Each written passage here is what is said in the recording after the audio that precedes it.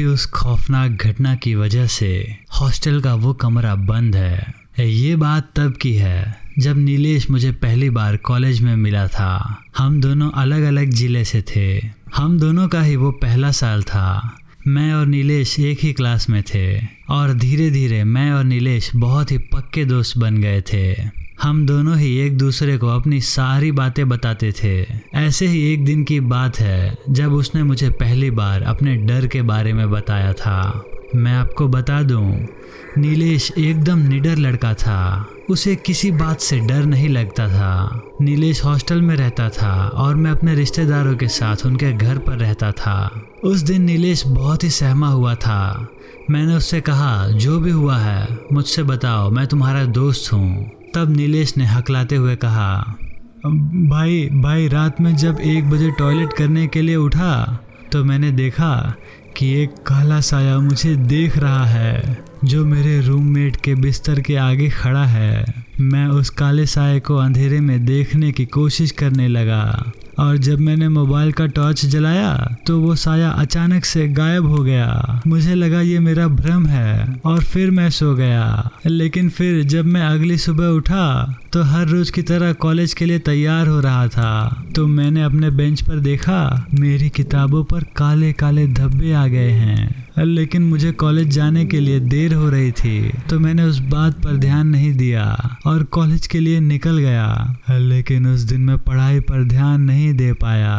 फिर मैं शाम को वापस हॉस्टल आ गया पर मैं बहुत थका हुआ महसूस कर रहा था। फिर मैंने सोचा चलो थोड़ा नहा लेता हूँ। फिर जब मैं नहाकर अपना शरीर टॉवल से पोंछ रहा था तो मैंने देखा मेरे बाजू में वैसे ही काले धब्बे पड़े हैं जैसा कि मैंने सुबह किताबों में देखा था। उसके बाद मैं डॉक्टर के पास गया ये सोचकर कि मुझे कोई एलर्जी या बीमारी तो नहीं है। डॉक्टर ने जब मेरे बाजू के काले धब्बे को देखा तो डॉक्टर ने कहा कोई ऐसी बड़ी बात नहीं है, अलग जगह की पानी की वजह से है जो धीरे धीरे सही हो जाएगा। फिर मैं रिलैक्स हो गया और वापस अपने हॉस्टल आ गया।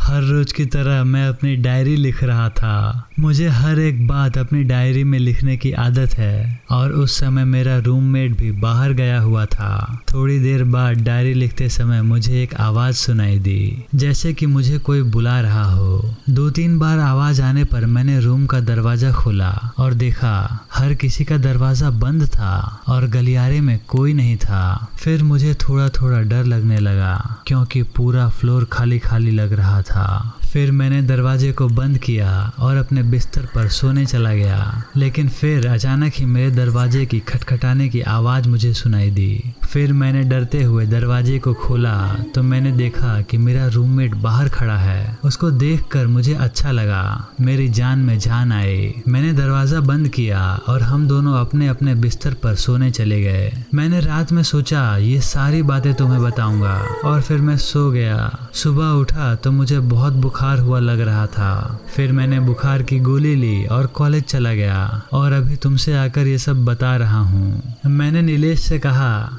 भाई तो वो हॉस्टल खाली कर दे। तो उसने कहा हाँ हॉस्टल मैं भी खाली करना चाहता हूँ पर मैंने पूरी फीस हॉस्टल की दे दी है और मेरे पास एक्स्ट्रा पैसे भी नहीं हैं, इसलिए मुझे 2 हफ्ता और हॉस्टल में गुजारना पड़ेगा। फिर मैंने कहा तो नीलेश भाई बताओ मैं तुम्हारी क्या मदद कर सकता हूँ। तो नीलेश ने मुझसे कहा 2 हफ्ते तक तुम मेरे साथ हॉस्टल में रह लो। मैंने कहा नीलेश मेरी गाँव की टिकट आज की है, मैं तुम्हें बताना भूल गया था। आज मुझे गाँव जाना है थोड़ा ज़रूरी काम से।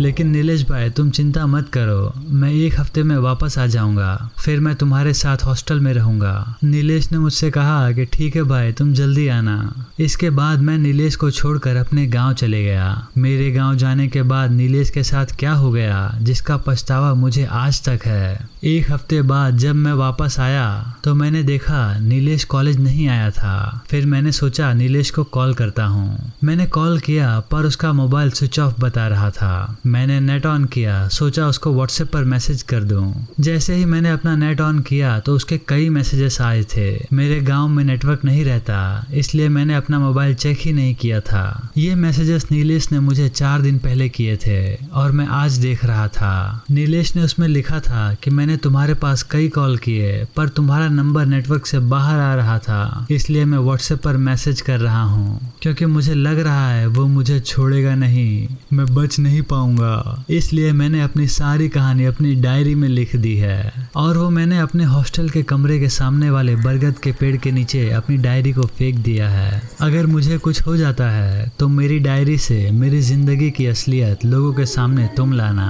तुम मेरे भाई से भी बढ़कर हो। बस इतना ही मैसेज नीलेश ने मुझे भेजा था और उसी मैसेज के अनुसार मैं उसके हॉस्टल के कमरे के सामने वाले बरगद के पेड़ के पास पहुंचा जहां मुझे एक डायरी मिली। मैंने उस डायरी को खोला तो देखा ये नीलेश की ही डायरी है। मैंने देर ना करते हुए डायरी उसी पेड़ के नीचे बैठकर पढ़ना शुरू कर दिया।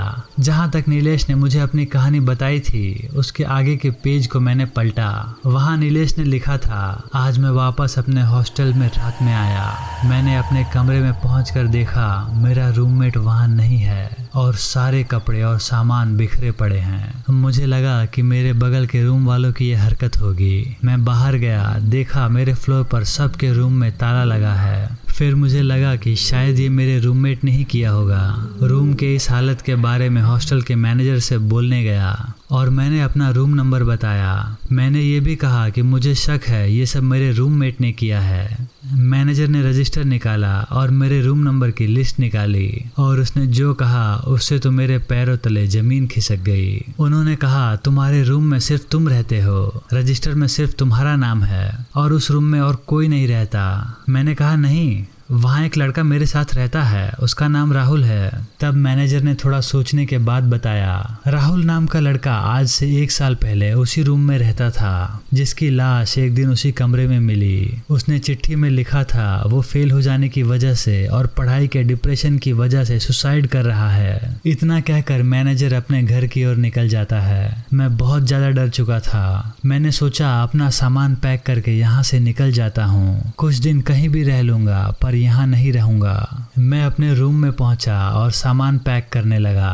अचानक ही कमरे का दरवाजा बंद हो जाता है। मैं खोलने की कोशिश करता हूँ पर वो नहीं खुलता। फिर मैंने जल्दी से अपना मोबाइल निकाला और तुम्हें फ़ोन लगाया। जब फ़ोन नहीं लगा तो मैंने तुम्हें व्हाट्सएप पर मैसेज कर दिया और तभी मेरे सामने राहुल की आत्मा आकर खड़ी हो गई। मेरे कमरे में एकदम अंधेरा हो गया और मैंने अपने आप को बाथरूम में बंद कर लिया। टॉर्च जलाकर डायरी में ये बाकी सारी बातें लिखकर खिड़की से पेड़ के नीचे फेंक दिया। इसके आगे डायरी में कुछ भी नहीं लिखा था। नीलेश के साथ क्या हुआ ये मुझे जानना था, इसलिए मैं नीलेश की डायरी पढ़ने के बाद तुरंत ही उसके हॉस्टल में उसके मैनेजर से मिलने गया और उनसे पूछा कि नीलेश कहाँ है। उन्होंने दुख से बोला, 3 दिन पहले सुबह उसके कमरे से उसकी लाश मिली, अब वो हमारे बीच नहीं रहा। मैंने पूछा कैसे हुआ ये सब, तो उन्होंने कहा कि किसी को नहीं पता, सभी को यही लग रहा है कि ये एक सुसाइड है। उन्होंने कहा अब उस कमरे में ताला लग गया है और आज भी उस हॉस्टल में वो कमरा बंद है। दोस्तों, आपको ये कहानी कैसी लगी हमें कमेंट में बताइए। अगर आपको हमारी वीडियो पसंद आई हो तो हमारे चैनल को सब्सक्राइब कर लीजिए। धन्यवाद।